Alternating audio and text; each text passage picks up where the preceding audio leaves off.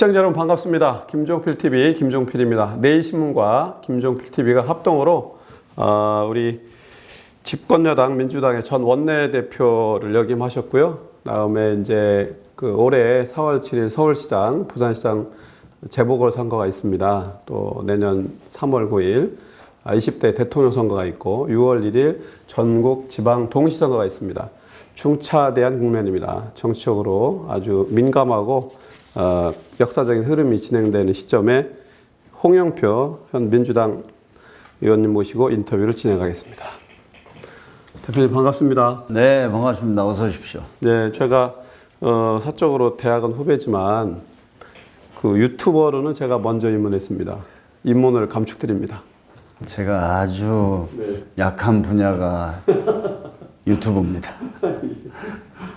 안 하시는 분들도 많고 이제 뒤에 하셨으니까 훨씬 더 국민들의 사랑을 받는 주목받는 유튜버가 되시리라 응원하고요. 인터뷰 바로 진행하겠습니다. 저희가 이제 사전에 좀 몇 가지 질문을 드렸어요. 정치 현안, 또 현재 민주당의 현안과 미래, 또 정치 철학에 관한 말씀을 좀 질문을 드리겠습니다.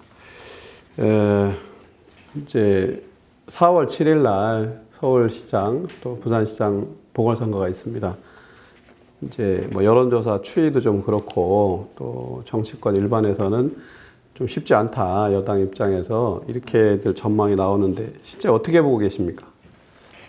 사실 여당으로서는 재보궐선거가 어렵죠. 네, 그건 사실입니다. 항상 여당에 대한 어떤 비판 이런 것들이 많이 작용하고 또 이번에는 우리 민주당의 어떤 잘못으로 이제 다시 선거를 하게 돼서 사실 어려운 선거라는 게 사실입니다. 그래서 저희들도 굉장히 긴장하고 있고 또 정말 모든 힘을 다 모아서 저희가 뛰어야 된다 이런 생각을 하고 있습니다. 그래서 지금 이제 본격적으로 저희 당 이제 경선도 사실상 이제 시작이 됐고 또 야당도 지금 후보 단일화를 중심으로 해서 이제 논의가 되고 있는데 아무튼 저희도 빨리 내부적인 어떤 경선이라든가 이런 것들을 잘 마무리하고 또 어떤 서울 시민들의 지지와 공감을 얻을 수 있는 그런 비전들도 우리가 후보와 함께 만들어서 또 부산도 마찬가지입니다. 그래서 부산도 이제 우리가 어떤 부산 시민들에게 이렇게 비전을 제시하느냐 이런 것들이 과제라고 생각합니다. 예. 야당이 단일화가 이제 될지 말지는 미지수입니다만은 야권이 단일화되면 특히 또 어려운 선거다 이렇게 보는데 실제 야권의 단일화 가능성에 대해서는 어떻게 전망하십니까? 저는 아시는지 모르겠지만 제가 2012년 대선 때 문재인 후보 캠프에서 제가 상황실장을 했습니다. 그 당시에 이제 문재인 안철수 단일화 과정을 제가 아마 누구보다도 생생하게 목격을 했고 그것의 어떤 결과를 제가 책으로도 냈었습니다. 비망록이라는 책을 냈었는데 저는 이제 안철수 전 대표는 이번에 단일화를 끝까지 완주할 것인지도 저는 사실 불확실하게 봅니다. 그런데 아마 여러 가지 정치적 상황이 단일화로 불가피하게 가지 않을까. 좀 그렇게 보고 그러나 최종적으로는 국민의힘 내부의 후보가 저는 될 것이다 이렇게 봅니다. 그러니까 단일화를 하게 되면 국민의힘 외부가 아니라 지금 거론되고 있는 내부의 후보 중에서 될 거다 이렇게 봅니다. 네.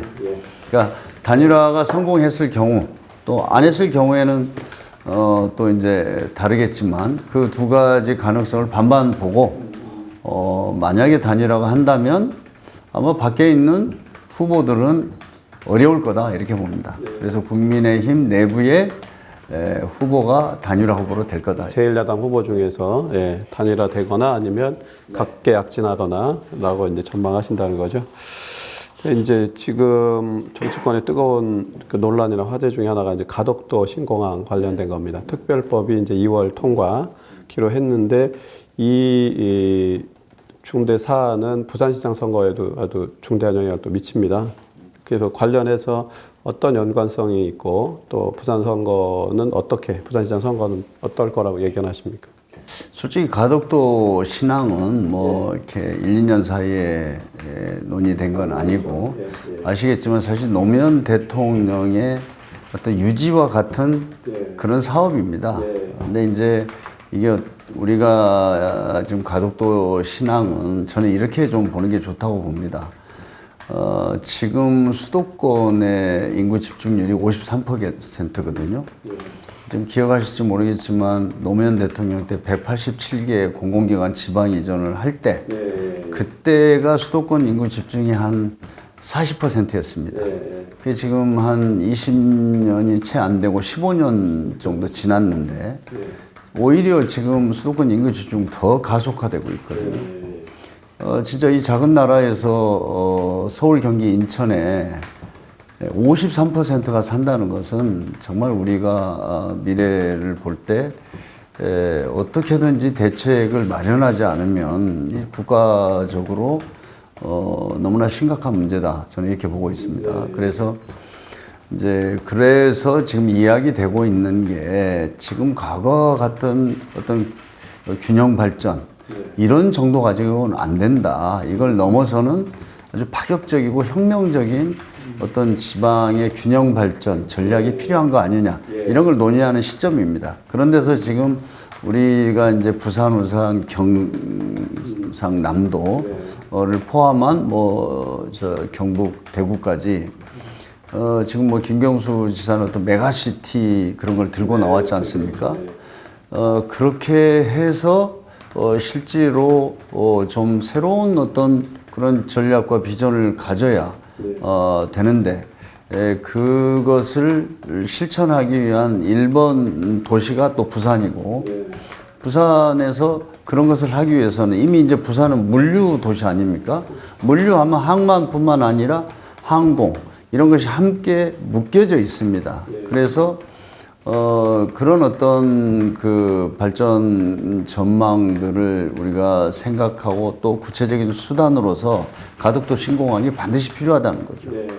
그래서 저는 지금 이 800만 명초 되는 어떤 부울경 이것을 하나로 묶는 그런 어떤 중심적인 어떤 프로젝트다 이렇게 보고 있습니다. 가덕도 신공항이 그렇게 되고 그러다 보면 지금 이야기되고 있는 창원에서 또 가덕까지의 어떤 지하철도 한다든지 이렇게 해서 실제로 지방에 대해서 어떤 그런 우리가 지금까지 했었던 것을 뛰어넘는 이런 어떤 사업들을 해야 부산도 저는 앞으로 제2의 도시로서 계속 발전해 나갈 수 있다고 봅니다. 그렇기 때문에 이 가덕도 신공항을 단순하게 저는 보지 말고 지금 우리 어떤 균형 발전의 측면에서 그리고 또 그 메가시티 이것을 구체적으로 우리가 실현하기 위한 가장 중요한 첫 사업으로서 또 이렇게 봐야 된다. 저는 그렇게 생각합니다. 다음에 이제 최근 이슈가 되고 이제 법관 탄핵 이게 이제 진행이 될 텐데요. 의원님도 힘을 실어 주셨고 국회 통과 가능성도 높습니다. 현재 그 동의하신 분들의 흐름으로 보면. 근데 이제 한편의 법조계나 일각에서는 이제 헌재에서는 기각될 거라는 전망도 나오고 있어요. 또 하나 이제 고려할 요인이 그 문재인 정부의 성공 또 국회 역할을 21대 국회 책무를 높이는 차원에서 보면 2월 임시국회 이제 2월 국회가 민생 국회가 돼야 된다. 이런 요구들이 많은데 그럼 이제 법안 통과하고 이게 서로 이렇게 대치가 될 수 있는 걸림돌이 될 수도 있다는 우려가 있습니다. 이 부분에 대해서는 어떤 대안을 갖고 계십니까? 사실 이번에 이제 법관 탄핵을 하기로 해서 어제 이제 그 탄핵 소추안이 발의가 됐죠. 그래서 내일 모레 사이에 이제 국회에서 표결을 해서 통과를 시킬 텐데 사실 우리도 이제 2월 국회가 정말 국민들이 코로나 위기로 너무나 고통을 받고 있기 때문에 방역, 민생, 경제에 집중하자. 이제 이런 그 목표를 세웠고 좀 그거 이게 탄핵으로 인해서 분명히 또 야당은 무조건 반대를 할 텐데 또 그 2월 국회가 또 이렇게 파행으로 가는 것이 부담스러웠습니다. 그럼에도 불구하고 이 사법농단과 관련된 이렇게 법관이 헌법을 위반한 그러니까 법원에서도 이미 반헌법 행위자로 규정을 했고 1심 판결에서도 위헌을 했다는 것을 6번이나 이렇게 지적을 했습니다. 그래서 저는 입법부가 우리 헌법을 또 수호해야 한 그런 책무를 가지고 있기 때문에 이번에 판사 탄핵은 정말 불가피하다 그렇게 생각합니다. 네. 물론 이게 좀 너무 늦었지 않느냐 지금 그런데 사실 우리는 재판이 진행되고 있었고 또 하나는 이렇게 빨리 이분이 그만둘 줄 몰랐거든요. 판사 제명 신청을 하지 않았지 않습니까? 그래서 우리들의 판단은 이렇게 탄핵을 회피하게 한 것이다. 저희들은 이렇게 판단을 했습니다. 그래서 이게 갑작스럽게 한 거죠. 그래서 뭐 저는 시기 문제에 대해서는 우선 하나를 말씀을 드리면 국회로서는 지금 헌법 65조에 보면은 이렇게 공무원들이 그 헌법이나 법률을 위반했을 경우에는 탄핵하도록 되어 있습니다. 우리 사실 그래서 이 탄핵 소추라는 것은 형사 재판하고는 다른 기준을 갖습니다. 형사 재판은 그 범죄의 내용에 대해서 형사적으로 책임을 묻는 것이고 우리 탄핵은 헌법과 법률을 위반한 공무원들을 탄핵할 수 있도록 한 게 우리 헌법의 규정입니다. 그래서 우리는 이것을 반드시 해야 된다는 결론에 도달했고요. 사실은 이제 이게 그 임성근 판사가 지금 2월 말이면 그 사태가 수리되는데 이게 실효성이 있느냐 없느냐 그런 논쟁이 있습니다. 그러나 지금 미국에서도 한번 보십시오. 지금 트럼프 대통령이 이미 퇴임했습니다. 그러면서도 미국 의회에서 탄핵 절차가 진행되고 있습니다. 그것은 그만큼 이렇게 공무원이 법관이 헌법과 법률을 위반했을 경우에는 탄핵을 해야 한다는 헌법 규정을 저희도 충실하게 이행해야 된다. 이런 취지에서 했다는 말씀을 드리고 지금 우리 사법부가 생긴 일에 단 한 번도 이런 일이 없었습니다. 그래서 실제로 다른 나라에서도 보면 이 입법부가 또 행정부가 사법부의 독립을 존중하면서도 견제를 하는 그런 기관들입니다. 삼권 분립의 취지대로 저희가 그걸 한 번도 해본 적이 없죠. 그러니까 우리가 그러니까 어떤 사법부의 독립, 법관의 어떤 재판의 독립을 보장하는 것은 개인의 권한을 보장하는 것이 아니라 그런 어떤 헌법 정신과 사법적인 그런 규정들을 지키도록 하는 건데 그것을 위반했기 때문에 이것은 저희가 그 탄핵을 해야 된다. 그래서 했고 저는 많은 국민들은 여기를 지지할 거라고 봅니다. 뭐 제가 원내대표 할 때도 뭐 양승태 대법원장을 비롯한 사법농단의 사건이 얼마나 많았고 그랬는데 결국은 그때는 그때도 지금의 국민의힘이 주로 반대를 해서 저희는 그때 뭐 정족수가 안 됐기 때문에 할 수가 없었죠.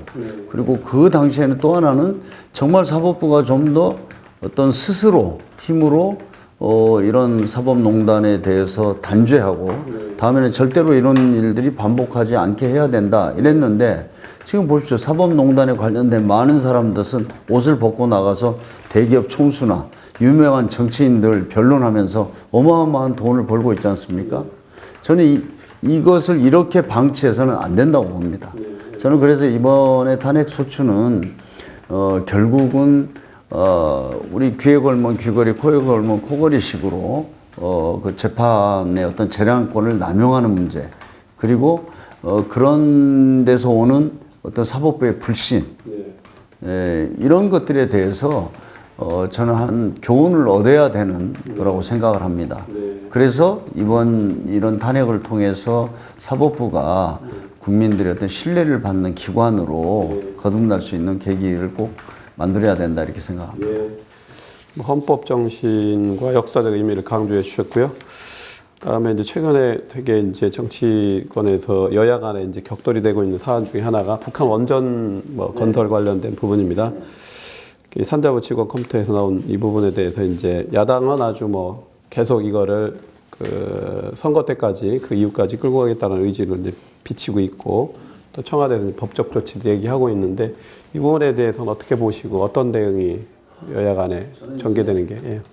정말 21세기에도 이런 부풍으로 가짜 뉴스로 정치를 하려고 한다는 것에 대해서 참 어이가 없습니다.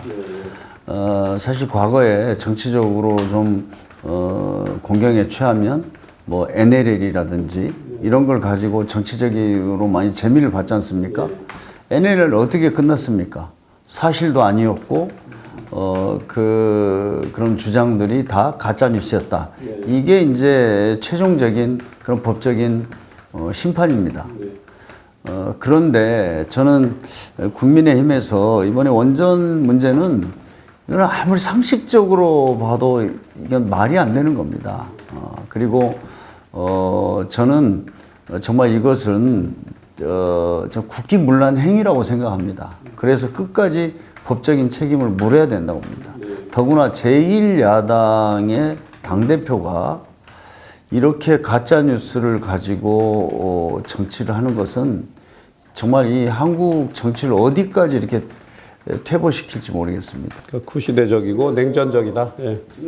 트럼프 대통령에 대해서 4년을 평가하면서 미국이 지금 얼마나 이렇게 많은 반성을 하고 있습니까?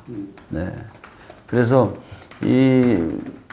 지금 원전을 북한에 지어주겠다 이렇게 말한 것은 전혀 사실이 아니고요. 네.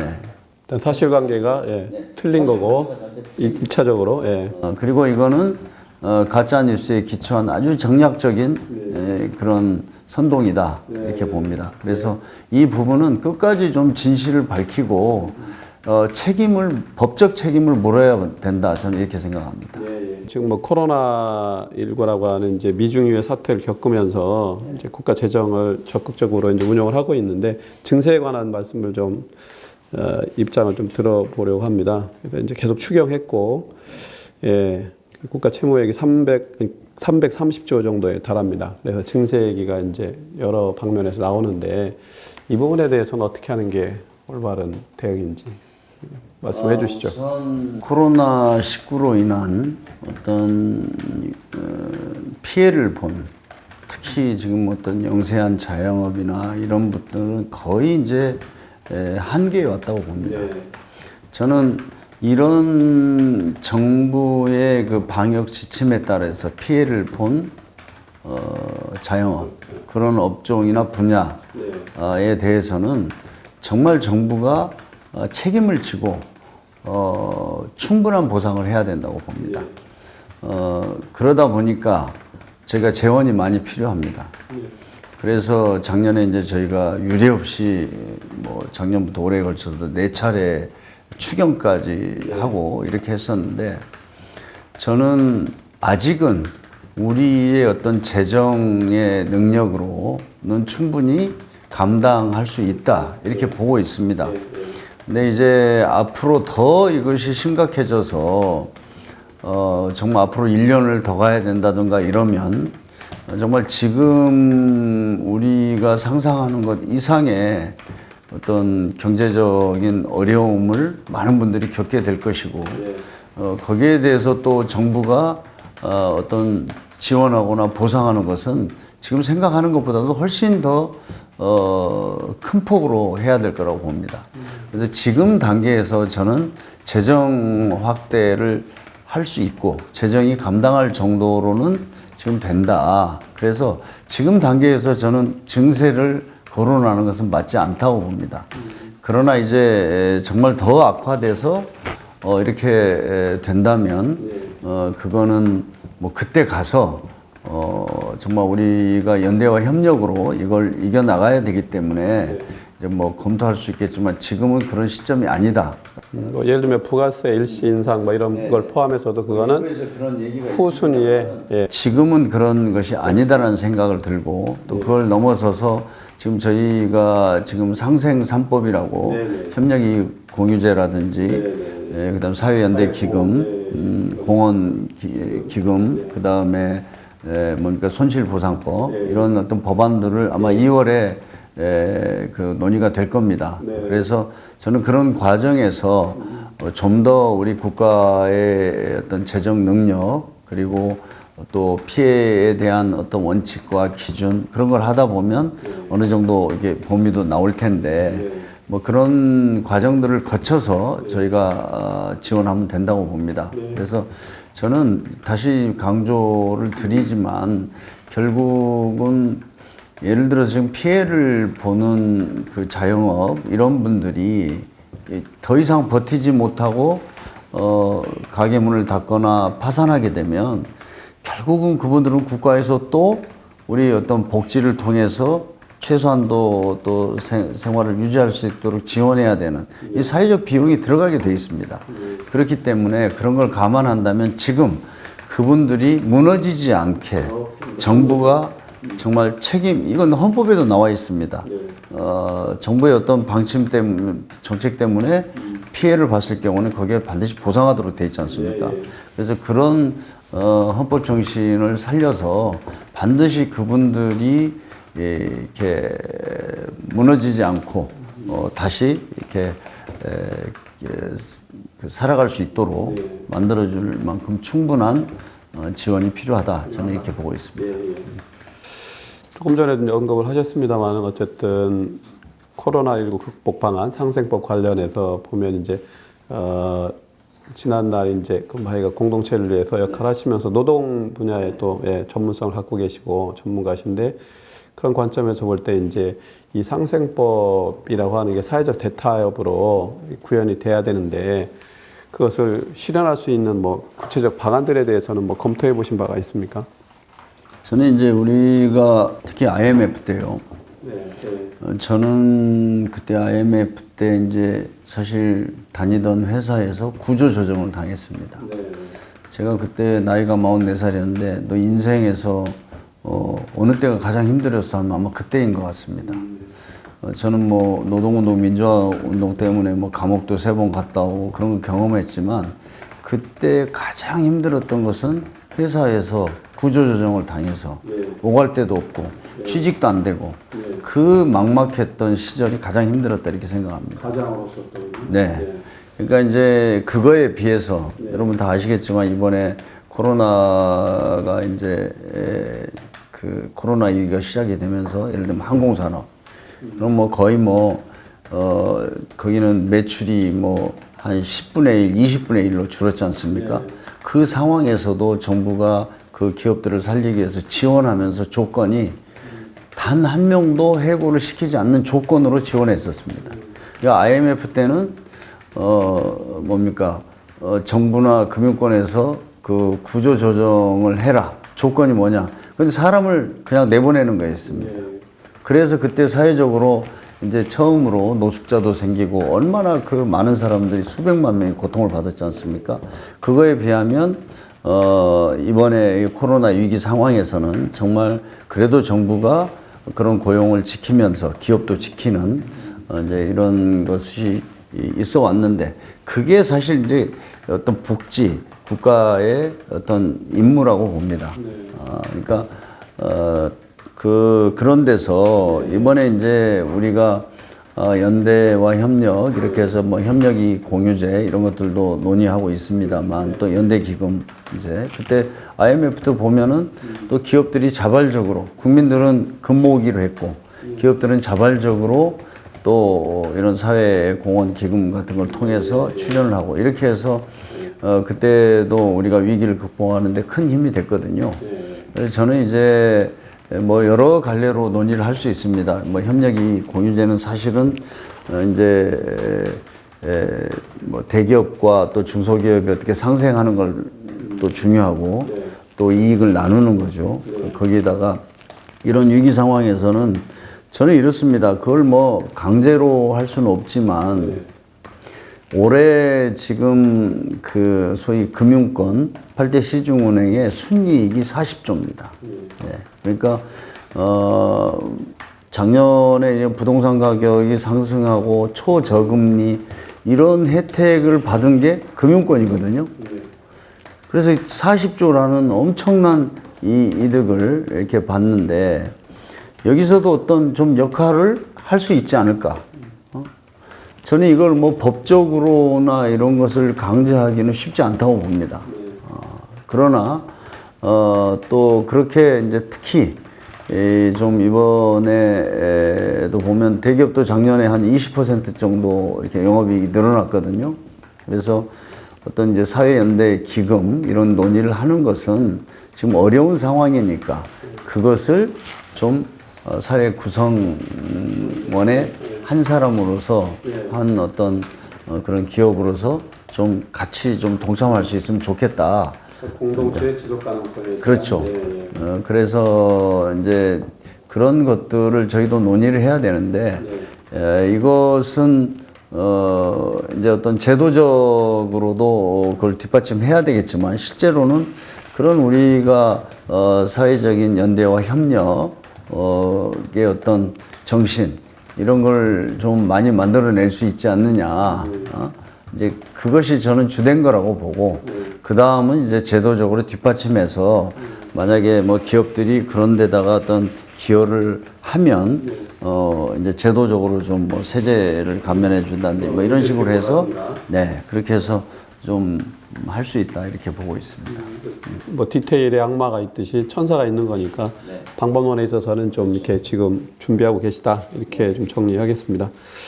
그렇고 뭐 꼭 비단 서울시장 선거만은 아니지만 그 우리 국민들의 이제 그 집 문제, 주거 정책 문제가 이 정부의 중대한 또 과제이기도 하고 이게 이제 집값 잡는 거, 전월세 오르는 거 이런 부분들이 이제 중요한데 여야나 전문가들이 공급 확대를 공통적으로 목소리를 냅니다.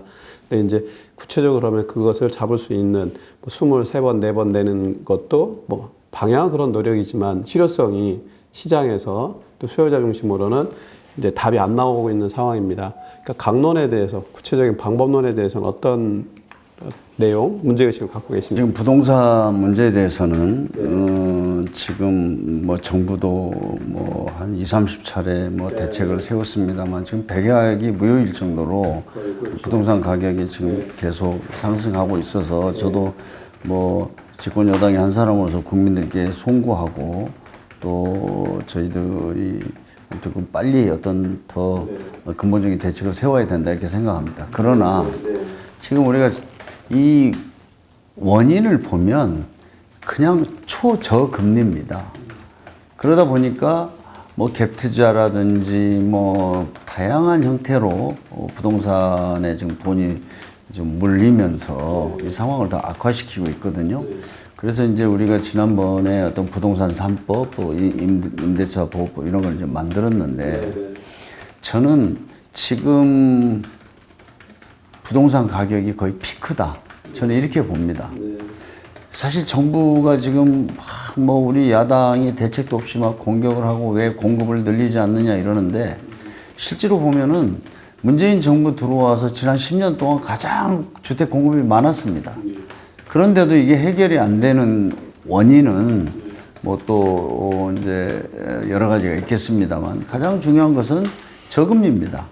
그리고 그 저금리를 활용한 투기 세력의 문제라고 저는 정말 자신 있게 말씀드립니다.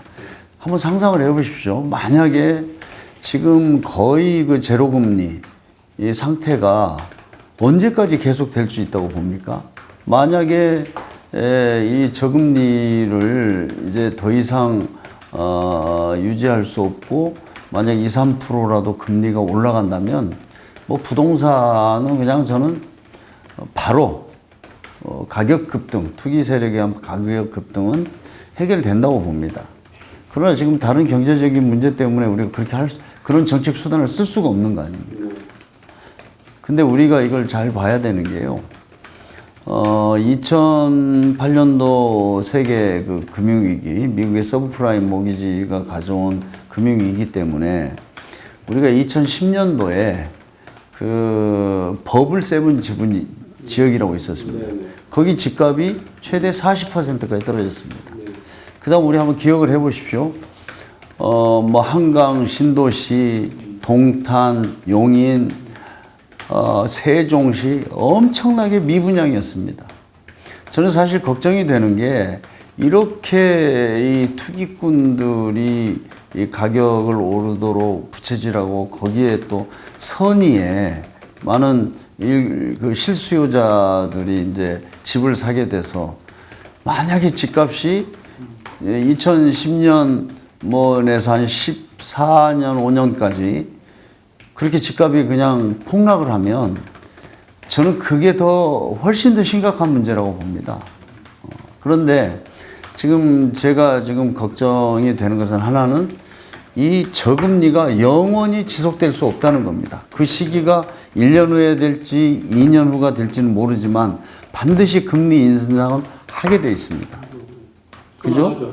그 다음 또 하나는 지금 이제 우리 정부에서도 그 2027년까지 공급을 130만 호를 또 합니다. 추가적으로 신도시 5개를 만들어서 이렇게 하게 되고 지금 뭐 공급하니까 지금 이걸 이제 정부도 적극적인 어떤 대책을 세우고 있습니다만 네, 거기다가 이제 공공 임대주택 이런 것도 더 양질의 것을 만들어서 공급하겠다 이런 계획도 있는데 저는 이런 계획들이 다 됐을 때 만약에 금리도 올라가고 또 공급도 충분해졌을 때 한번 상상을 해 보십시오. 이건 100% 집값이 떨어지게 돼 있고요.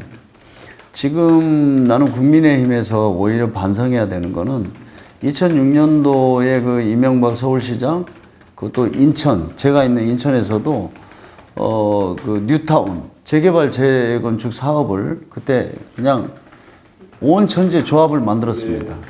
근데 그래서 제 인천 같은 데는 보면 그 당시에 한 340개 정도 재개발 재건축 조합이 만들어졌는데 성공한 데가 한 군데였습니다. 지금 최근 한 2, 3년 사이에 부동산 가격이 오르면서 지금 이제 막 그런 이제 조합들이 다시 이렇게 하지만 그전에는 한 절반 정도가 조합을 해체했습니다. 네. 그래서 그런 것들을 또 우리가 반복해서는 안 된다. 그래서 저는 이제 그런 재개발 재건축을 통해서 하더라도 이제 저는 조건이 있어야 된다고 봅니다. 하나는 정말 어떤 공공성을 최대한 보장하는 그런 개발을 해야 된다. 그런 거고요. 또 하나는 이제 그 뭐냐면은 거기 지금 재개발 아파트 같은 경우에는 그 조합원의 입주율이 20%를 넘는 데가 없습니다. 그러니까 거기 살던 사람들은 또 어딘가로 쫓겨가거든요. 그래서 그런 방식의 과거에 잘못된 정책으로 인해서 수십만 명이 피해를 보고 눈물을 흘렸지 않습니까? 그리고 일시적으로 이렇게 가격을 막 폭등을 시키고 저는 그래서 공급 문제도 굉장히 신중하게 접근을 해야 된다. 그래서 저는 이제 과거에 그런 경험이 있기 때문에 우리 정부에서는 공급을 늘리더라도 좀 그렇게 신중하게 어떤 공공성을 최대한 고려하면서 해야 된다. 뭐 그런 생각을 가지고 있습니다. 네. 지금 이제 진보 정당인 정의당이 성추행 사건으로 위기에 놓였습니다. 정의당이 또 한국 정치에서 갖는 또 위상과 역할이 적지 않은데 그 뭐 이른바 이제 범민주진보 개혁 진영이잖아요. 이제 뭐 민주당, 정의당이 뭐 그런 맥락에서 볼 때 뭐 어떻게 보시고 또 이 어떤 위기를 어떻게 극복해 나가는 게 어떤 해법이 적절할지에 대해서 뭐 조언일 수도 있고 또 이번에 이제 미래를 위해서. 어떤 정의당에서 어떤 성추행 문제 이런 거는 사실 뭐 있어서는 뭐 안 되는 거고요. 뭐 저희들도 그 부분에 대해서는 앞으로도 더 좀 절대로 뭐 그런 일이 발생하지 않도록 해야 되는 것은 지금 뭐 다른 정당도 다 마찬가지고 우리 사회 전체가 좀 그렇다고 봅니다. 뭐 특히 이제 그런 데서 좀 더 나가면 뭐 젠더의 문제라든지 이게 이제 우리가 과거에 생각하지 못했던 여러 가지 어떤 그 사회적인 갈등의 이런 사안들이 있는데 저는 뭐 양성평등이라든지 뭐 이런 것들을 좀 이렇게 우리 사회가 제도적으로 문화적으로 정착시키는 노력 이거 이제 해나가야 된다고 봅니다. 저는 정의당이 우리 사회에서 해왔던 굉장히 그 순기능과 그 역할이 있었다고 봅니다. 그런데 지금 이제 그걸 넘어서서 저는 지금 정치인으로서 제가 고민하고 있는 거는 왜 지금 미국의 트럼프 대통령 같은 그런 어떤 극단적인 어떤 정치 또 그런 포퓰리즘이 나타나나 또 유럽에서도 보면 브렉시트를 했던 영국 같은 경우에도 그렇고 유럽도 보면은 사실은 극우 정당 심지어는 뭐 나치 3세당 이런 당들이 생겼지 않습니까? 저는 그걸 이렇게 봅니다. 지금 우리가 세계화를 통해서 많은 어떤 경제 발전과 성장을 이루고 그것도 기여한 게 많은데 결국은 지금 양극화 문제 이 양극화 문제는 지금 어떻게 해답이 별로 없습니다. 네. 요즘에 이제 우리가 뭐 기본소득이다 아니면 조세를 더 강화해서 해야 된다 이런 논쟁이 되고 있지만 결국은 보면은 이 양극화 문제를 해결해야 되는데 여기에 대한 지금 우리의 기존의 어떤 정치 또 민주주의 이 시스템 이런 것들이 작동을 안 하는 거죠. 그러다 보니까 지금 미국도 저는 저런 혼란에 빠져 있다 이렇게 보거든요. 근데 이제 예를 들어서 양극화 문제는 얼마든지 지금 모든 정치 세력들이 이거 고민해야 될 문제라고 봅니다. 이걸 해결하지 못하면 저는 보수가 됐든 진보가 됐든 결국은 사회가 혼란스럽고 그런 지금 미국이나 유럽에서 보는 어떤 정치의 위기로 갈 수밖에 없다고 보고 있기 때문에 그런 데서 또 정의당도 어떻게 보면 또 진보 진영 전체가 이 양극화 문제를 현실적으로 어떻게 해결할 거냐 하는 데 대한 비전을 설득력 있는 비전 또 국민들이 공감을 받을 수 있는 비전들을 못 만들어내고 있는 것이 가장 큰 위기다. 저는 이제 그렇게 보고 있습니다.